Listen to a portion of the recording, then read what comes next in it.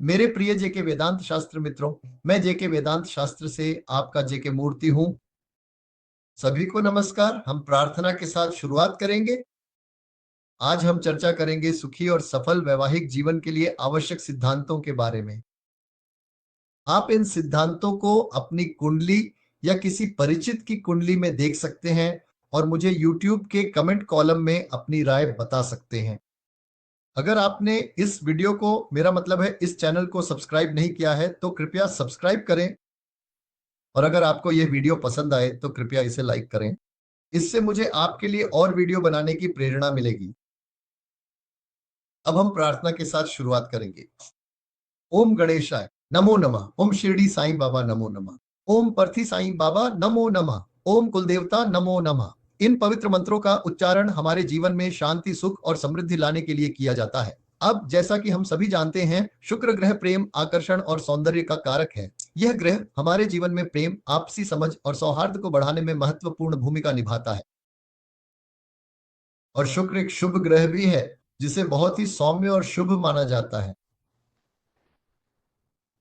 वह कार्यात्मक। पाप ग्रह कुछ अलग होता है, प्राकृतिक शुभ ग्रह कुछ अलग होता है। अब हम सभी जानते हैं कि शुक्र और गुरु दोनों ही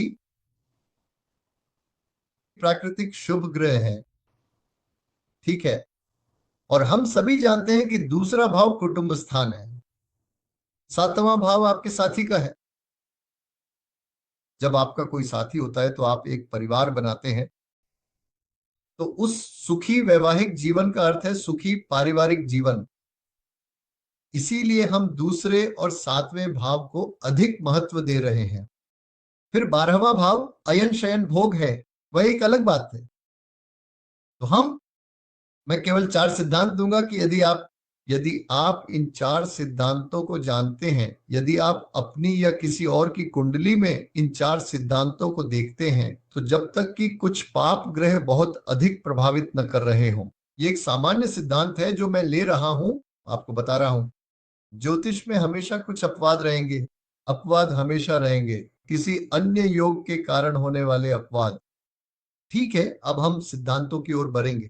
यदि शुक्र द्वितीयेश और सप्तमेश है और गुरु की दृष्टि है या युति है, तो सुखी वैवाहिक जीवन होता है। लेकिन 6, 8, 12 में नहीं। ये बहुत ही महत्वपूर्ण बात है। अगर बृहस्पति दूसरे या सातवें भाव के स्वामी हैं और शुक्र की दृष्टि हो या वे युति में हो, तो भी वैवाहिक जीवन सुखी रहता है। लेकिन यह संयोजन छठे, 8वें या 12वें भाव में नहीं होना चाहिए। आप पूछ सकते हैं कि क्या हर किसी के लिए शुक्र दूसरे और सातवें भाव के स्वामी नहीं बनते और बृहस्पति दूसरे और सातवें भाव के स्वामी नहीं होते? हम जानते हैं कि मेष राशि के लिए शुक्र दूसरे और सातवें भाव के स्वामी है। वृश्चिक राशि के लिए बृहस्पति दूसरे भाव के स्वामी है। मिथुन और कन्या राशि के लिए बृहस्पति सातवें भाव के स्वामी है। और कन्या राशि के लिए दूसरे भाव के स्वामी शुक्र और सातवें के बृहस्पति हैं। ये हम अच्छी तरह जानते हैं। लेकिन दूसरों के लिए तो बृहस्पति और शुक्र त्रिकोण या केंद्र में स्थित हो, या सातवें और चौथे भाव के स्वामी के साथ युति में हो, तब भी वैवाहिक जीवन सुखी होगा। और बृहस्पति और शुक्र की युति का संबंध सातवें भाव के स्वामी या सातवें भाव या लग्न से हो। पहले हमने सातवें भाव के स्वामी के बारे में बताया था, अब हम सातवें भाव या लग्न के बारे में कह रहे हैं। तब लग्न या लग्नाधिपति के साथ भी, तब भी उनका वैवाहिक जीवन सुखी रहेगा। ये बहुत ही सरल और स्पष्ट नियम है। इसके बाद अगर आपके पास, मेरा मतलब है, इस तरह के नियमों के साथ आप निश्चिंत हो सकते हैं कि आपका वैवाहिक जीवन सुखी होने वाला है। जैसा कि मैंने पहले ही बताया, इस संयोजन के साथ अगर ये संयोजन बुरी तरह प्रभावित है तो वैवाहिक जीवन में दोष आएंगे। ठीक है सर, अगर एक व्यक्ति की कुंडली में यह योग है, मेरा मतलब है यह संयोजन है, और दूसरे की में नहीं, तो क्या करें? तो 50% संभावना है या इस व्यक्ति का वैवाहिक जीवन सुखी हो सकता है, जबकि दूसरे का शायद ना हो। इसीलिए जब हम विवाह मिलान करते हैं तो ये उसके लिए एक बहुत ही महत्वपूर्ण नियम बनता है। इसके साथ ही यह वीडियो समाप्त करते हैं, अगले वीडियो में मिलेंगे। और कृपया भूलिएगा मत इस चैनल को सब्सक्राइब करना। बहुत बहुत धन्यवाद।